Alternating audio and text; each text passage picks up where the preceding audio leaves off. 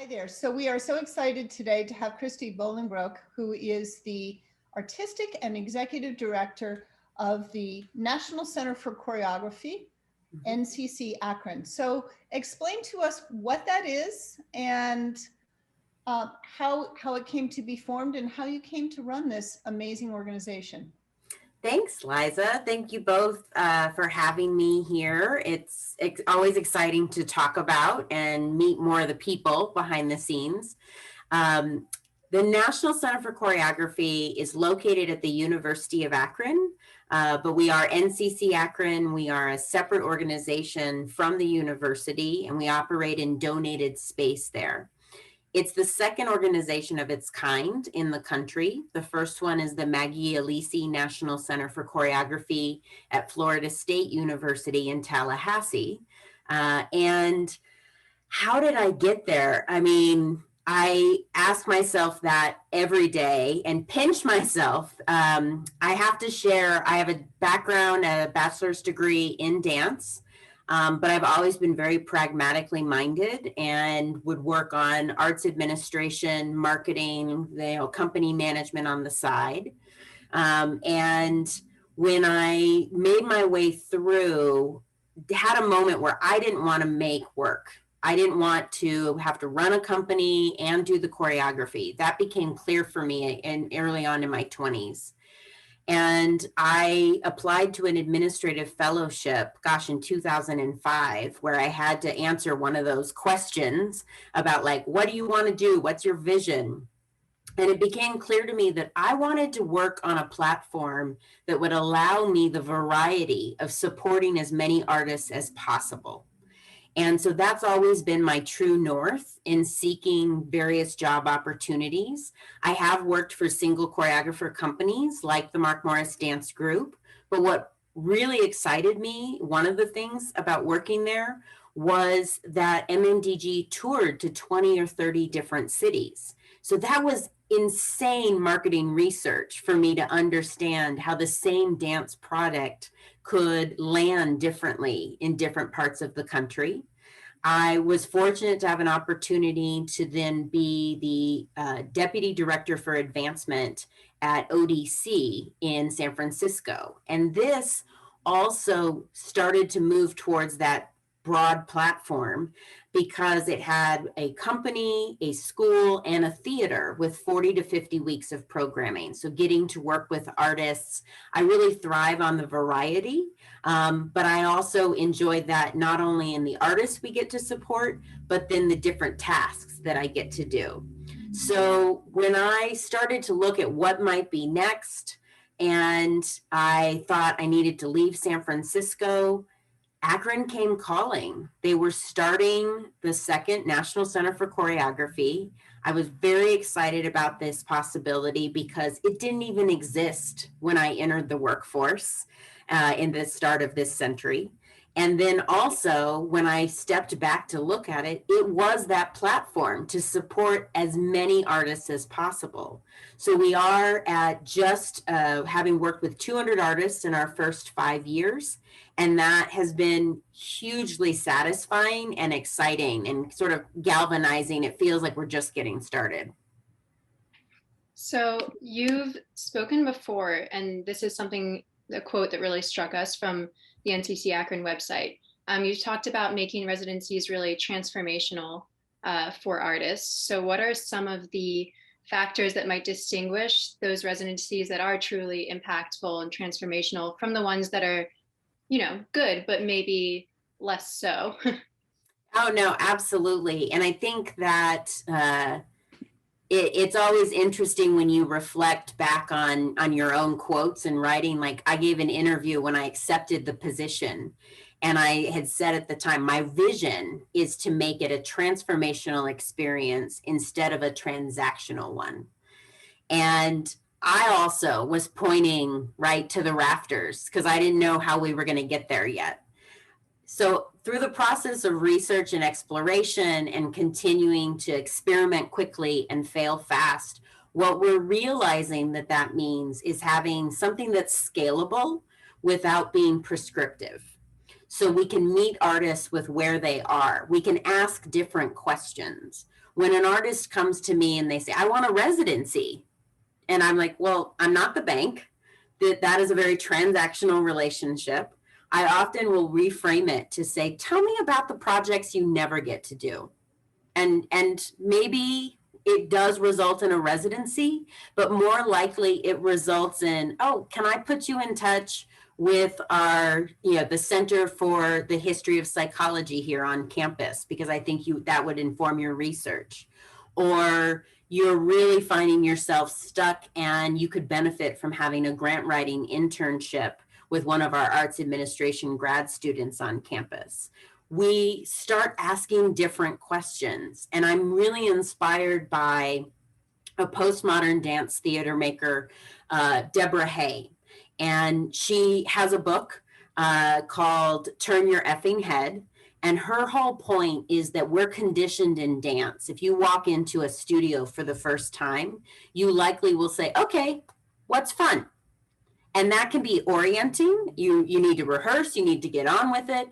But when we start every conversation with that, it decides everything else for us. You don't see the opportunities in the corners behind you, to the stage right, to the stage left. So I try and take that same approach when working with artists, to ask them not what's front, but tell me about the things that you haven't been able to do yet. Tell me, let's reflect back a little bit on some of your previous work. What do you think about that? Is there anything you want to revisit before we just start getting stuck in that cycle of what's next? So that, that's fascinating to me. And it's so much more collaborative, and it's also very much relationship based. There has to be, it seems to me, a huge amount of trust between you and the artist with whom you're working for that to happen. Also, it really sounds to me like your listening skills have to be extraordinary, because it sounds like what people will originally tell you may not actually be the work they want to be doing or should be doing. Mm. And particularly in terms of, we've had some conversations around dance and ballet in particular. I was just talking, as I mentioned, to the amazing women at Katzbahn today, and both Stella and Sonia pointed out that being able to be improvisational and to, per what you said, fail is the antithesis of ballet, and to be willing to experiment, and then you as a leader allowing failure. So a lot of what we're talking about today, I hope, is what good leadership looks like, what it can look like, and how it can foster creativity. So you just said, what is it? Make mistakes quickly, and I forgot what, but it was one. It's experiment and fail fast. Okay, which definitely on our side we're doing, but in talking to Professor Norden Bates about ballet and perfectionism, it almost sounds like the work ethic is great, but the idea that you might fail means you might not bring an idea forward. Mm-hmm. Can you talk a little bit about that? Yeah, and this comes back to our sense of what it is to offer space and resources, not just as an asset, but as an invitation to play. One of our favorite things to be able to describe our dancing lab modality is that it's a space for rigorous play and positive failure. And from various conversations with people in the field, I'll never forget having a conversation with Lori Upridged once, who said, can we stop calling it failure and just call it learning? And it was like, oh, yeah, that it's not all or nothing. So a lot of this reframing, I think, for leadership and that standpoint, it is, how do you cultivate an operating environment and a culture that will make space for that kind of learning, for that kind of rigorous play, that it's not all or nothing. We often talk at NCCAkron, because now I'm not the only full-time employee. We have 2 full-time employees and 8 contractors. Amazing. And because 2 of our contractors are graduate assistants, I talk about our environment is kind of what I imagine a teaching hospital is, right? No one's going to die on the table, certainly in arts administration, but how do you make space for people to try things out, to also exercise as a leader, to then make sure you give them the time to give feedback. There's a lot of pain points in our field where people either generationally like, I have the title, so you should afford me that sort of respect. They haven't done as much to earn that trust even within their own team, much less with artists. And then we also have something, how many of our dance organizations are lacking full-time human resources departments? So there isn't even a sense of self-reflection and giving feedback in a constructive way. And we do that in the studio, right? Like dancers will get notes right away. How could we also do that administratively with a greater practice when we're considering leadership for our dance organizations? So speaking of your team, during the pandemic, it sounds like, it might be an easy structure to kind of pivot with when you're having independent contractors and a smaller team. I know that's been the case at DDP where, we were already remote, and when the pandemic hit, obviously things were impacted, but we were very quickly able to adapt and move forward. So how has your team been able to move through this pandemic with grace and purpose? And have you, pivoted into the outdoor digital dance space? Just tell us about how things are going for you guys during this very weird time.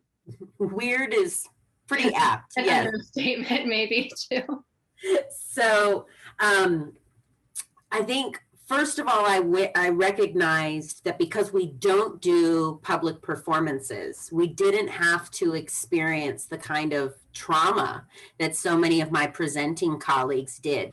So what I realized in just retrospect is that NCCAkron, because of our operating culture, our founding, and our unique position and privilege, we have a higher threshold for uncertainty than a lot of other institutions may have, right? Where if you're a ballet company and you normally have 7 different repertories that are performed in the spring, that was a much harder slap to the face to have to postpone and change all of those. For us, the shift to be thinking beyond time, beyond place, beyond space was already something that we had been sort of thinking about with our strategic plan, which started 3 or 4 months before COVID. We were looking at the landscape. I mentioned the first National Center for Choreography, Mancy, that has been around for a little over 15 years. NCCAkron approaching its 5-year anniversary. We don't see, at least to my knowledge, that the 3rd choreographic center is going to come online anytime soon. So we've already been asking ourselves, like, which of our programs and activities have to happen in Akron, and which ones could happen anywhere else that could also help expand our geographic goals. And then COVID happened. So this was an opportunity for us to experiment. How could we support artists if they couldn't come to Akron? We worked with that and actually worked with a local artist, because I think there's something very special to the place and possibility of Akron, who had done some artwork and art installation for us in our offices. And he helped us to develop some tools, some resources and supplies, everything from a handmade journal to a handkerchief to stickers to choreographic prompts. And then we also partnered with a local coffee roaster, Akron Coffee Roasters, and created Residency in a Box. We sent people tools and supplies, a creative care package, if you will, so that they could declare their space wherever they shelter in place. This is where they are in residency. This is where they could play and experiment and fail, even if they couldn't leave the house. We also experimented for the first time, because we haven't sold tickets, that a point of sale function is not a part of our operations, but we stretched and we sold Residency in a Box just to see if we could. What were the sort of systems that we needed to develop? Taking pictures of items, how would we put it together? The entire thing from promotion to fulfillment of orders. And that gave us a lot of information as well about how we might do future things like that. But then we also strove for what else could we do with that. Operating from a place of abundance, we gave anyone who purchased a residency in a box the opportunity to assign the proceeds of their box to one of 5 different organizations across the country that's doing meaningful equity work in dance. So people could select the International Association of Blacks in Dance, or Alternate Roots, or the Native Arts and Culture Foundation, or Exchange House, which celebrates world dance classes here locally in Akron. And so that also felt that we were a part of a larger ecology to pay it forward and be able to distribute $2,000 in funds raised, as well as supporting the artists in their own creative inquiry too. That's amazing. And it's interesting to me because it flips on its head the idea of here we are in little tiny Akron, and we have to make ourselves seen and we have to make ourselves heard. Instead, it sounds to me like and the pandemic has leveled a lot of platforms.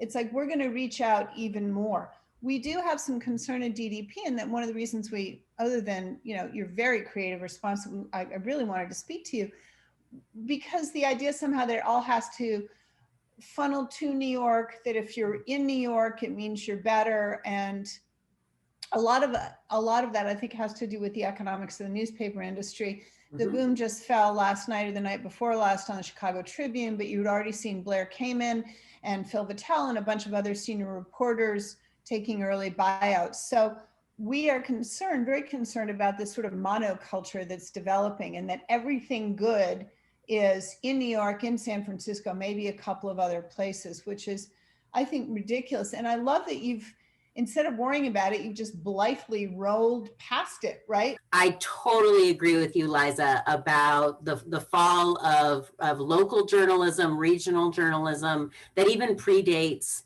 now. But even looking at the end of the 20th century, there was some research that, of course, New York was being uplifted because local outlets, back when they actually had newspapers, were just reprinting the coverage that was happening there, rather than investing in covering anyone who was doing that work locally.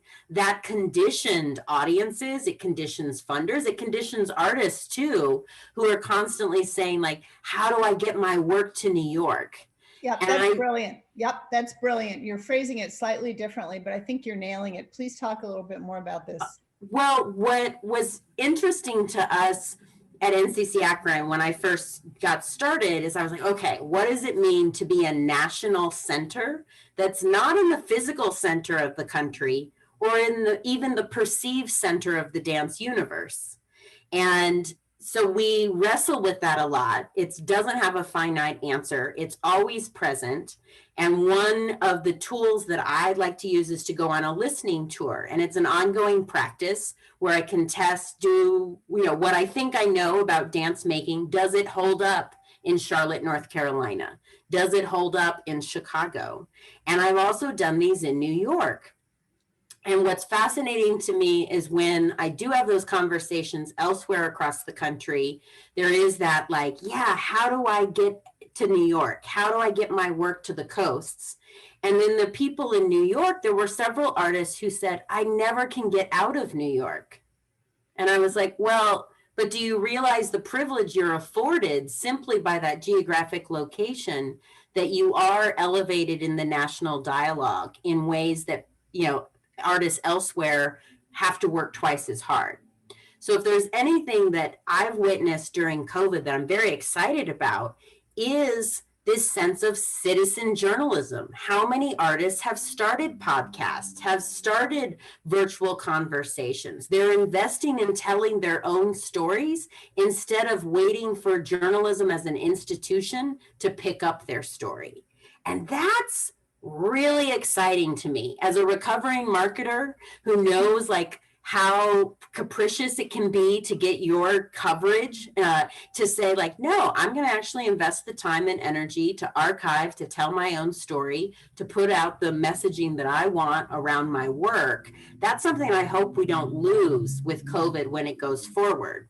I agree. That my issue with that is that we're not having a shared conversation, and it's right. While it's very it's erudite, it's interesting, it's exploratory, it's at the margins. And one of the things that we lose when you have 3 or 4 local newspapers, as Chicago used to do, or we were talking about our friend David Lyman, who is a brilliant critic and so many years experience, getting cut to 2 paragraphs, is somebody on their way to the sports pages or on the way for the, you know, the rentals section might stop, have a cup of coffee and read that dance review and think, oh, well, who knows, maybe I'll go.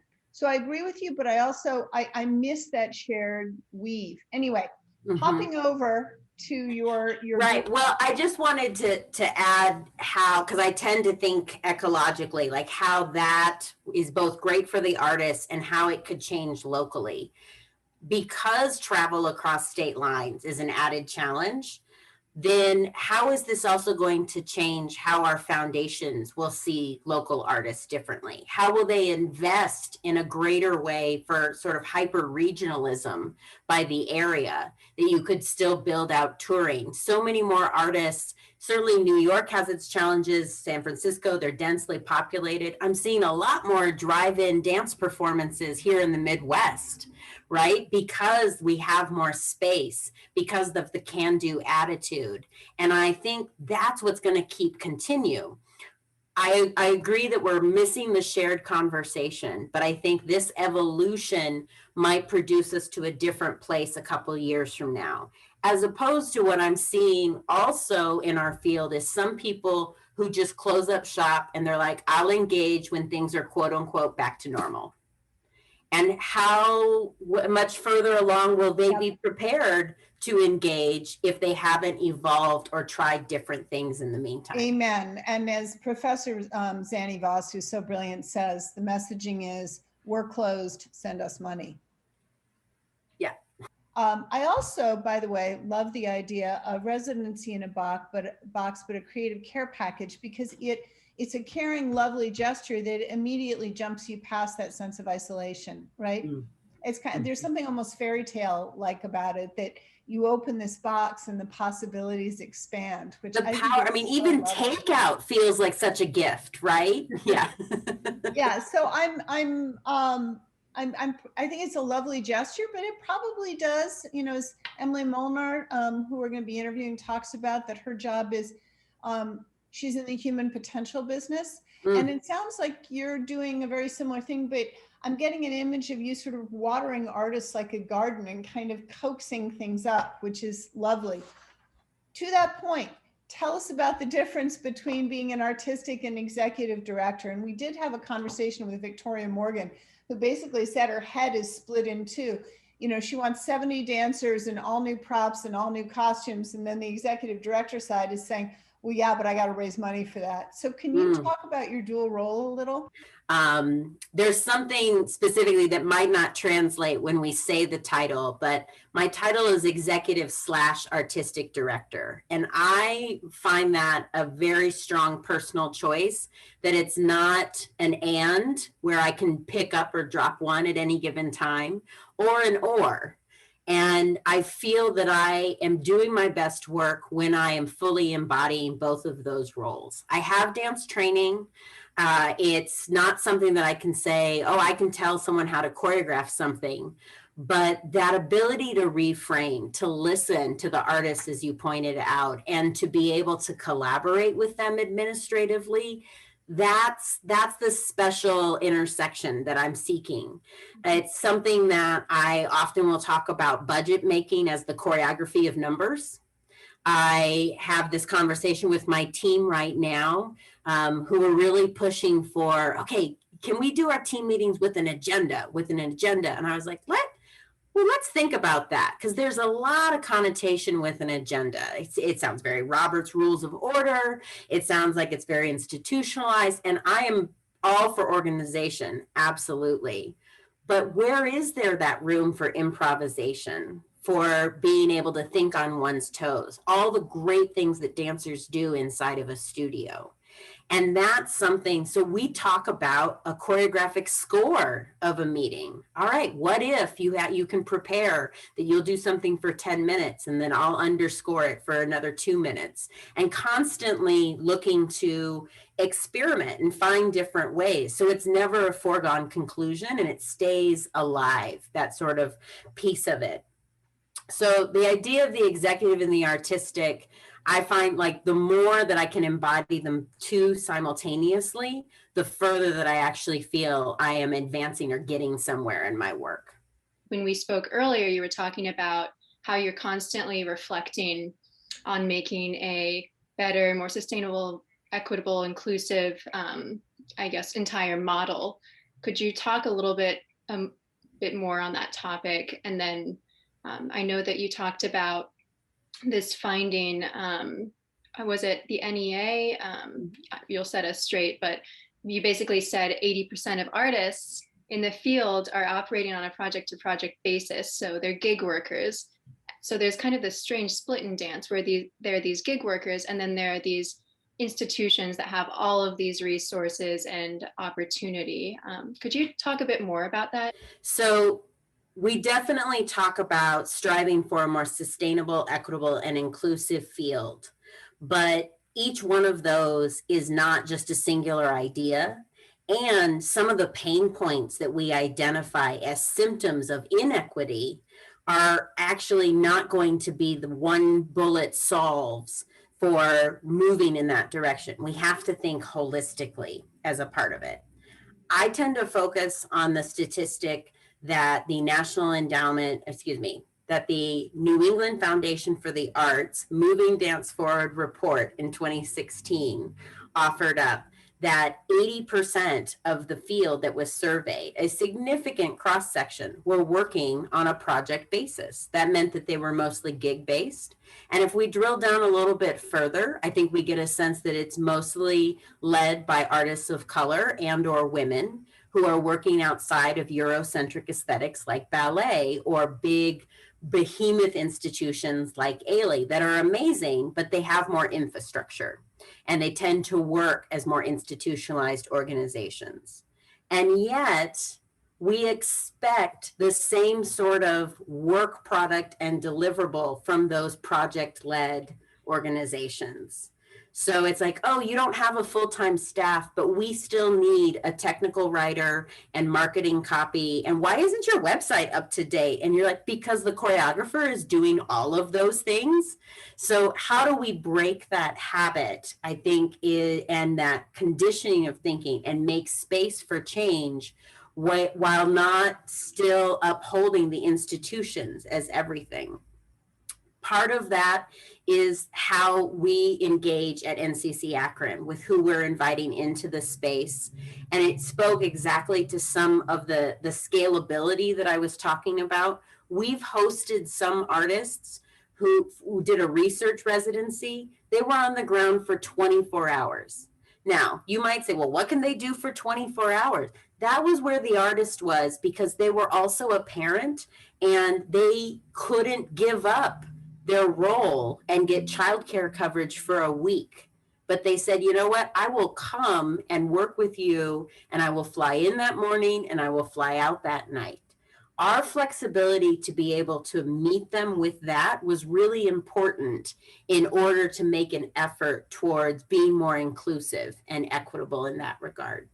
It's so small, but it's how can we regularly practice these things over time? That's the challenge that I push ourselves to hold ourselves to. It's not small though, Christy. That's huge, actually, I think, to that collaborative aspect and to be flexible, et cetera. It's not small. It gets somebody training. Although I do wonder, you know, as you're talking, I'm thinking, why can't that collaborative model that you're thinking about for your center be expanded to like a, whether it's a physical structure or not, but a consortium of grant writers and technical writers and website people, so that instead of every choreographer who must have a website, must have branding, must have marketing, instead of everybody operating alone, why not streamline it? right? Mhm. Why not collaborate so that you have 3 people doing it for 30 companies instead of everybody trying to piece it together? So that would be something that you and DDP could work on in the future. In the Yeah. meantime, though, tell us the good stuff. I mean, it's all good stuff, but tell us what you've got coming up. Yeah, I mean, and some of it relates exactly to Isabel's question. So I'm very excited that we've been named a series editor with the University of Akron Press. And so during COVID, we were still able to pay people to do work and research because we're going to publish books. Our first book is Reflection by Hope Moore out of San Francisco. Hope was approaching the 10-year anniversary of a curatorial project that she had began called the Bridge Project. And what she really realized that was coming up was it was an evolution of practice from a single choreographer vision to one of distributed leadership. And her own efforts in what the book's title is called Shifting Cultural Power. And that I think absolutely speaks to how do we curate ourselves as white women out of the room to also make space and share that power more equitably and or getting out of the way and letting other people lead too. We also have a second book in the works, Women in Dance, Volume 1, because we're not going to be done with just one, as DDP knows. Like, you have to keep fanning the flames. You have to keep singing and shouting from the rooftops. But this was something that actually developed out of an early lab of ours, where I've often wondered, like, how are women the majority of the field and the minority of the narratives? So we're going to start to uplift those voices as well. And then another piece that I think absolutely speaks to changing the dynamic, both for artists' relationship to administration, as well as inviting artists to apply the skills that they have in the studio outside of the studio too. We're very fortunate to get a significant grant from the Andrew W. Mellon Foundation. So we're in the process of building out a 3-year think tank around creative administration research. And with that, we build out artist teams. We work with cultivating thought partners to work with each of those artists. They engage in investigative retreats. And soon as the summer of 2022, we'll be doing a summit convening to exchange that knowledge and research that's developed as well. I saw you shaking your head, Isabel, and I was like, yep, we're ready. We've got a plan through 23, 24, got to at least have a plan from which to deviate. I mean, it sounds like you have no small lineup of things coming up, and that's incredible during this time, not only for NCCAkron, but for the artists that you support and lift up. So that's really exciting to hear. And I'm sure at DDP, we would love to read the Women in Dance book. That sounds right up our alley. A big part of what we do, and especially in the upcoming Women's History Month, is uplifting women's voices and their stories and making sure that they're not erased from the narrative of dance. You know, Liza and I always tell this story, but when we spoke to Sharon Basco and she was talking about all of the women founding ballet companies in the United States and how no one talks about that, it's just kind of the epitome of how women have been kind of sidelined in this art form, despite being such a major, major part of its, foundation. So, I mean, I have a hypothesis about that as well. I think we had a 20th century way of thinking that celebritized the single choreographer company, and most of them were men, and most of them were white, although not exclusively so.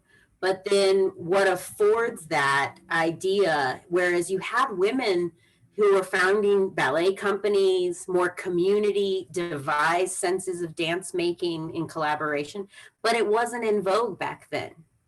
Now that we're sort of dismantling some of that, we're trying to be more equitable. And even before George Floyd's murder and the pandemic of the last year, these efforts were starting to be upheld. So amazing female leaders like Jawole Willa-Jo-Zollar and Urban Bush Women, the women that I got to work with at ODC in San Francisco, who were a collective 45, 50 years ago. And when it wasn't cool to be a collective, but they said, this is how we lead as women, right? And create space so that we can also have families, and that it really is more of a family business in some regards too. I think about Cleo Parker Robinson in Denver, and now her son is the executive director. So many of those stories. So they've been doing the work all along. Our opportunity now, when it seems more necessary than ever, when people talk about needing new models, this is the shift. Like, we don't have to look that far, and we don't have to build from scratch. Yes, exactly. And one of the things, again, you're teaching me something, or framing, organizing, coalescing some thoughts in a few succinct phrases, which I love. Celebrating the single choreographer company, which is usually white and usually male, or let's say almost 100% white and male. It also leads, I think, to a paucity of interesting stories, because that impresario syndrome, whether you see it in opera, or you see it in ballet, or you see it in the theater, is so organized around me, mine, this thing I did. So my Swan Lake, my Romeo and Juliet, or my Bolero, I don't care. It's like, why don't we tell a different story? And why don't we tell a story that might be interesting to the people living in your community right there, right now? Because boy, there are a lot of them. But to your point about institutions, unless you get out of the studio, you physically leave the building, or unless you are educated and you have some background, you don't go straight from 14, 15 into a company, because you're hermetically sealed, right? And then it's all about, I think Chloe Engel in some ways calls this the point system. It's like, if I've done my Swan Lake, I've now achieved this pantheon. And it's ridiculous, because I don't want to see another Swan. Well, Akram Khan's Giselle, yes, but there's no thorough reimagining. It's a reiteration. No wonder audiences are leaving, right? So thank you for that, because that really crystallized it for me. We could talk all day, all night, and into tomorrow. This is about 1/3 of 1/4 of what I want to cover with you, but I know you've got an amazing organization to run. I just want to thank Isabel Vale, who directs our research operation, and NCCAkron executive and artistic director, Christy Bolingbroke. Did I get that right? Yay. Yep. With Eintema, you never know, right? So thank you, and let's talk some more. That sounds great. Thank you so much for all the work that you're doing too with DDP, so we can keep this information coming and the generation of knowledge shared. Exactly. All right, cheers. Thank you so much. Thank you.